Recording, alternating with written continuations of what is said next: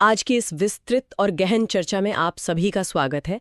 आज हमारे सामने ऐतिहासिक नोट्स और दस्तावेजों का जो अंबार है ना, वो सच में किसी थ्रिलर उपन्यास से कम नहीं है। ये बिल्कुल, और आज का हमारा ये विषय बहुत ही ज्यादा दिलचस्प है। हाँ, मतलब हम बात करने वाले हैं भारतीय राजव्यवस्था और हमारे संविधान की ऐतिहासिक पृष्ठभूमि के बारे में।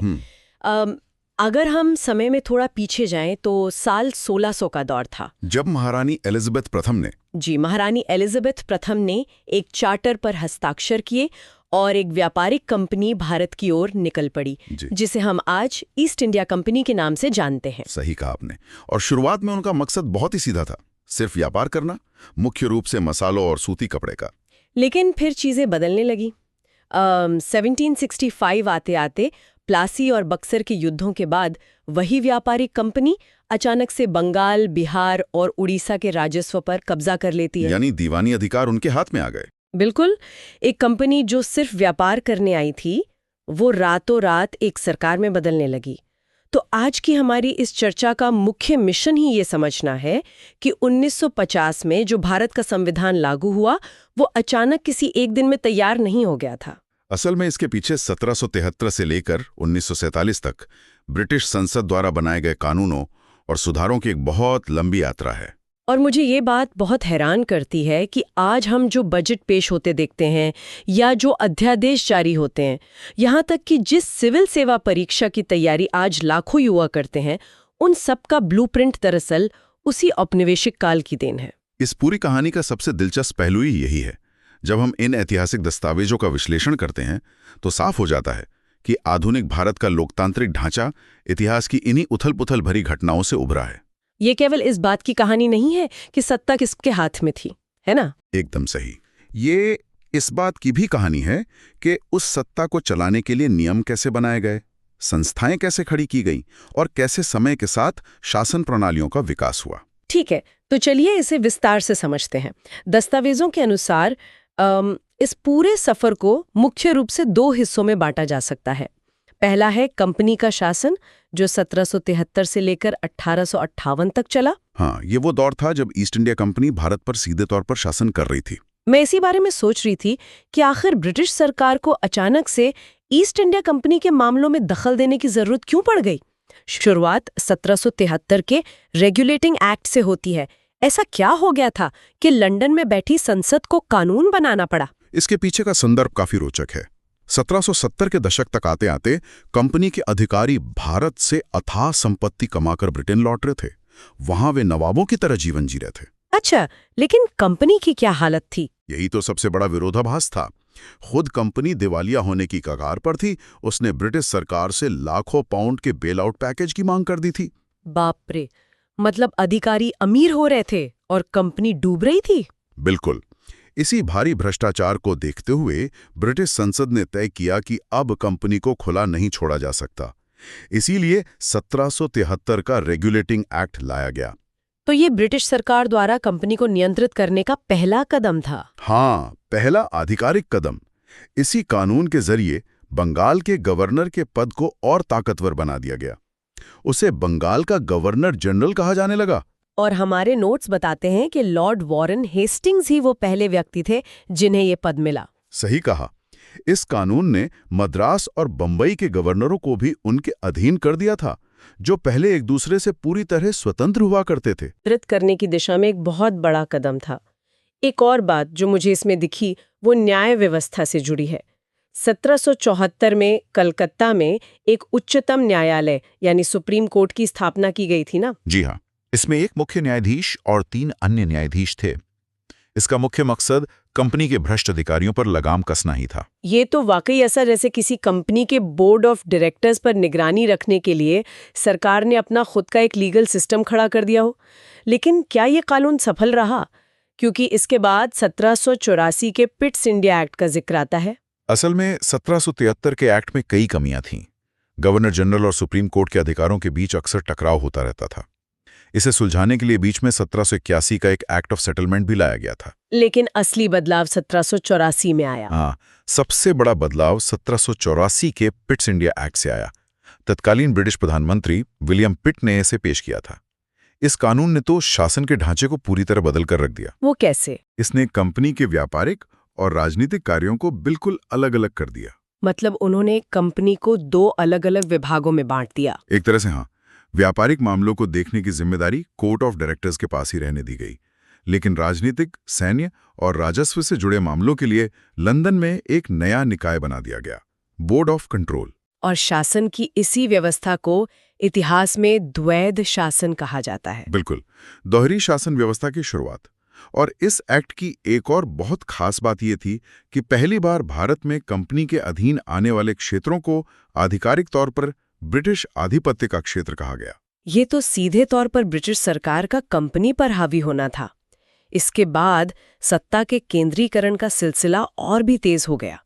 1833 का चार्टर अधिनियम तो हमारे नोट्स में एक बहुत बड़े मील के पत्थर के रूप में दर्ज है। 1833 के चार्टर एक्ट को ब्रिटिश भारत में केंद्रीकरण का अंतिम और सबसे निर्णायक कदम माना जाता है।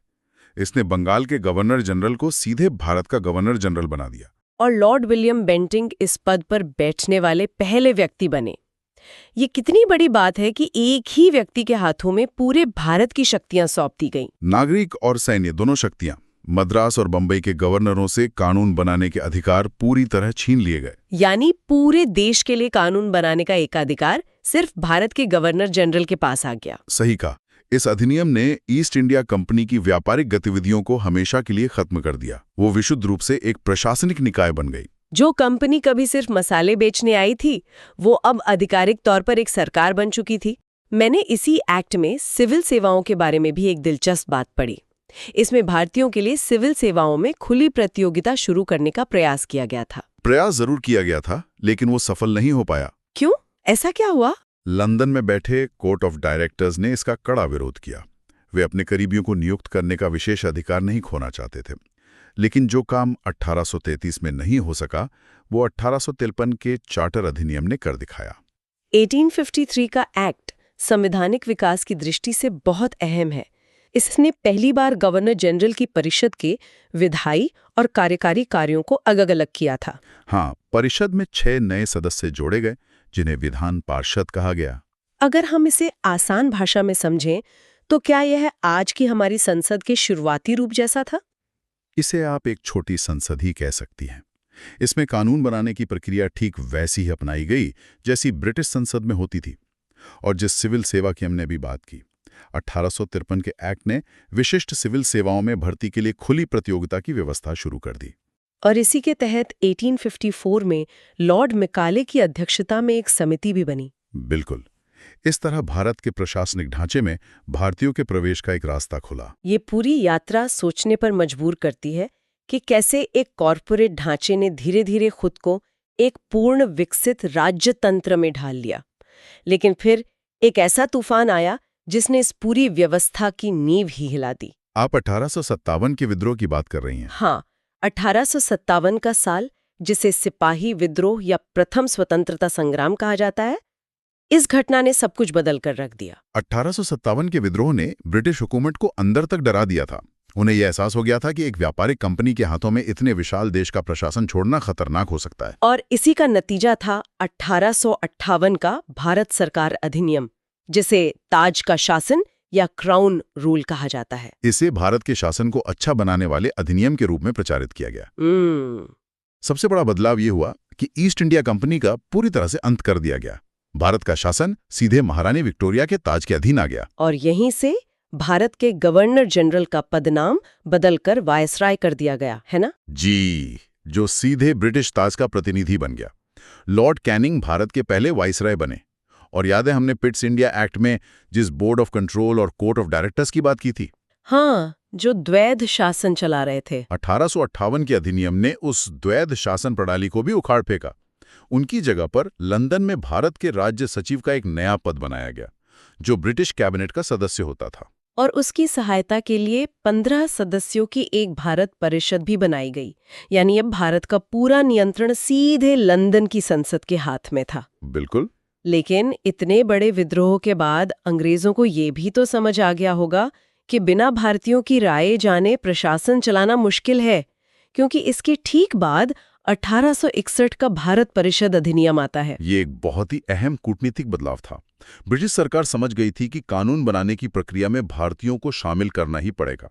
1861 के अधिनियम के जरिए कानून बनाने में पहली बार भारतीय प्रतिनिधियों को शामिल करने की शुरुआत हुई। हमारे नोट्स में जिक्र है कि 1862 में लॉर्ड कैनिंग ने 3 भारतीयों को विधान परिषद में शामिल किया था। हाँ, बनारस के राजा, पटियाला के महाराजा और सर दिनकर राव। इन्हें गैर सरकारी सदस्यों के रूप में मनोनीत किया था। इसी दौरान एक और शब्द बार बार सामने आता है, पोर्टफोलियो प्रणाली।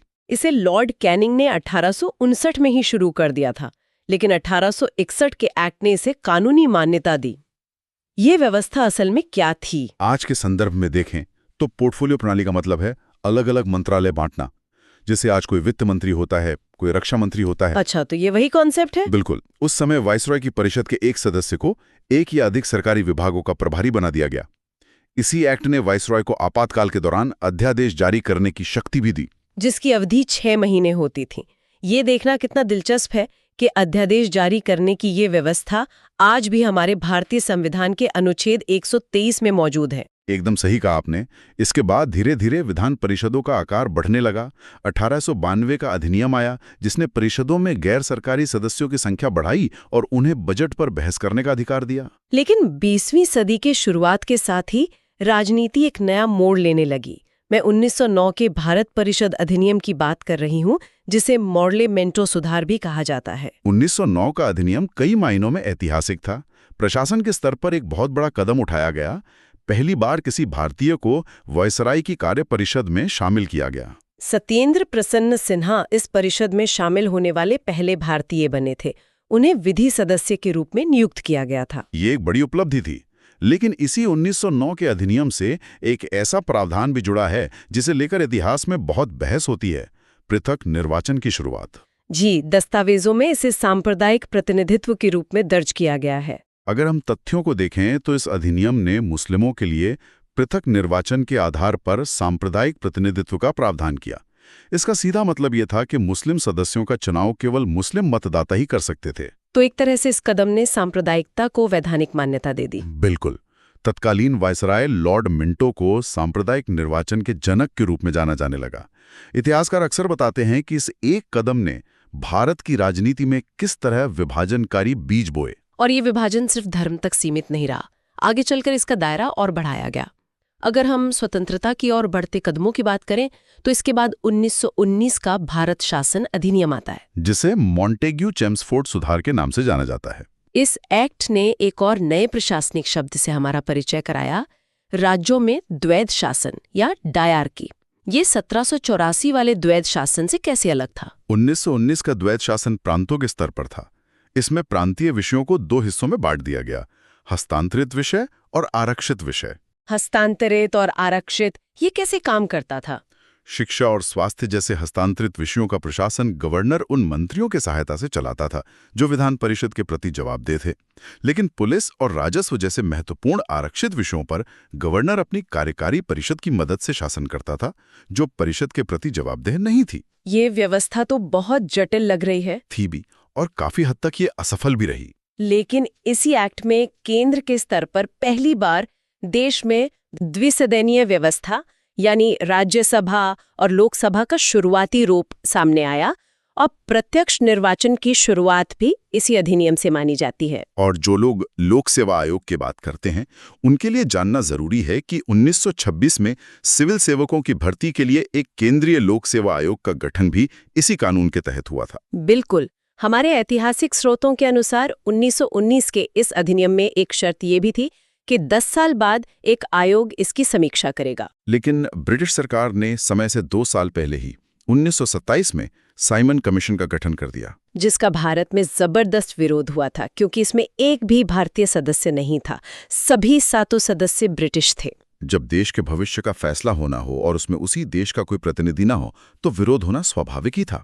इसके कुछ साल बाद अगस्त 1932 में एक और बड़ी घटना हुई। सांप्रदायिक अवार्ड या कम्युनल अवार्ड है ना? हाँ, ब्रिटिश प्रधानमंत्री रैमजे मैकडॉनल्ड ने अल्पसंख्यकों के प्रतिनिधित्व के लिए एक नई योजना की घोषणा की। इस योजना ने न केवल मुस्लिमों, सिखों और ईसाइयों के लिए अलग निर्वाचन व्यवस्था को जारी रखा, बल्कि इसका विस्तार दलितों के लिए भी कर दिया। ये भारत के सामाजिक ताने बाने के लिए एक बहुत नाजुक मोड़ था। दस्तावेजों में उल्लेख है कि दलितों के लिए अलग निर्वाचन व्यवस्था के प्रस्ताव पर महात्मा गांधी ने गहरी आपत्ति जताई और यरवदा जेल में अनशन शुरू कर दिया। ये एक ऐसा ऐतिहासिक क्षण था जहां विभिन्न दृष्टिकोण आमने सामने थे। Doctor B.R. अम्बेडकर, जो शोषित वर्गों के सशक्तिकरण के लिए संघर्ष कर रहे थे, और महात्मा गांधी, जो मानते थे कि ये समाज को बांट देगा। उनके बीच व्यापक विचार विमर्श हुआ और अंततः उनके बीच एक समझौता हुआ जिसे पूना पैक्ट कहा जाता है, जिसके तहत संयुक्त हिंदू निर्वाचन व्यवस्था को बनाए रखा गया, लेकिन दलितों के लिए सीटें आरक्षित कर दी गईं। हम इन घटनाओं को यहाँ केवल उन कड़ियों के रूप में देख रहे हैं जिन्होंने भारत के संवैधानिक भविष्य की रूपरेखा तय की, और इन्हीं कड़ियों से जुड़कर तैयार होता है हमारे संविधान का सबसे बड़ा ब्लूप्रिंट, 1935 का भारत शासन अधिनियम। 1935 का एक्ट वाकई एक मील का पत्थर था। ये उस समय का सबसे विशाल दस्तावेज था। इसमें 321 धाराएं और 10 अनुसूचियां थीं। आज के हमारे संविधान का एक बहुत बड़ा हिस्सा सीधे तौर पर इसी अधिनियम से लिया गया है। इसने एक अखिल भारतीय संघ की स्थापना का प्रस्ताव रखा, जिसमें राज्यों और देसी रियासतों को एक इकाई की तरह माना जाना था। सबसे बड़ी बात थी केंद्र और इकाइयों के बीच शक्तियों का स्पष्ट बंटवारा। हाँ, 3 सूचियां बनाई गईं: संघीय सूची, प्रांतीय सूची और समवर्ती सूची। बिल्कुल। और अवशिष्ट शक्तियां वायसराय को दे दी गईं। हालांकि ये अखिल भारतीय संघ कभी अस्तित्व में नहीं आ सका, क्योंकि देसी रियासतों ने इसमें शामिल होने से इनकार कर दिया था। लेकिन प्रांतों के स्तर पर इस एक्ट ने बहुत बड़ा बदलाव किया। इसने प्रांतीय द्वैध शासन को खत्म करके प्रांतों को स्वायत्तता दे दी।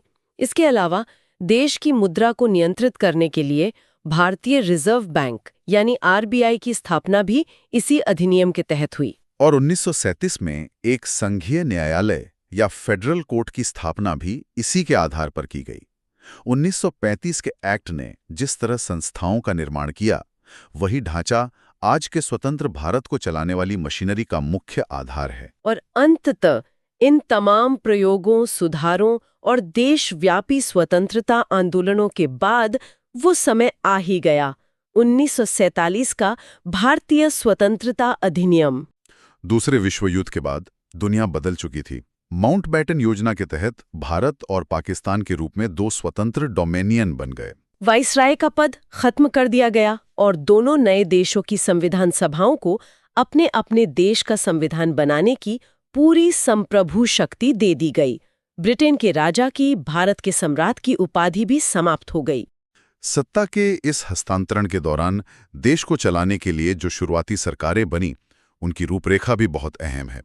1946 में जो अंतरिम सरकार बनी थी, उसमें जवाहरलाल नेहरू उपाध्यक्ष थे और उनके पास विदेशी मामले थे, और सरदार वल्लभ भाई पटेल के पास गृह मंत्रालय था। लेकिन 1947 में स्वतंत्र भारत का जो पहला मंत्रिमंडल बना, वो एक नए युग का प्रतीक था। एकदम सही।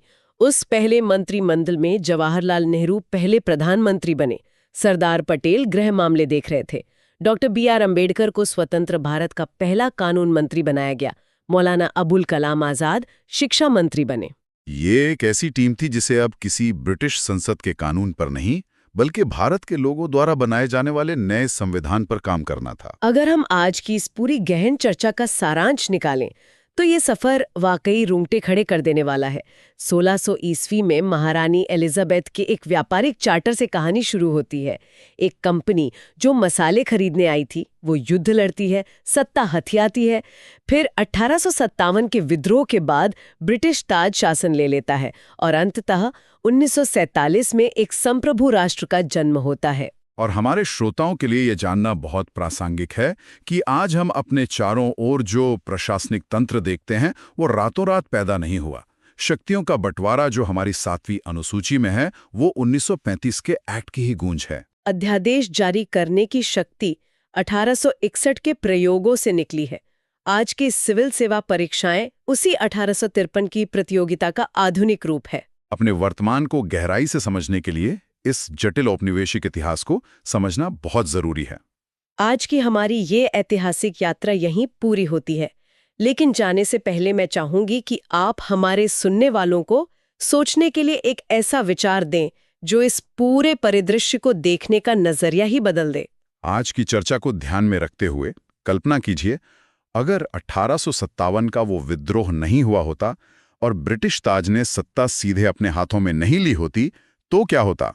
क्या ईस्ट इंडिया कंपनी 20वीं सदी तक एक पूरे उपमहाद्वीप पर शासन करने वाली एक महानिगम या मेगा कॉरपोरेशन बनी रहती? ये तो बहुत ही अलग दृष्टिकोण है। जरा विचार कीजिए कि किसी इतने विशाल देश पर एक सरकार की बजाय किसी कॉरपोरेट एंटिटी का शासन कैसा दिखता।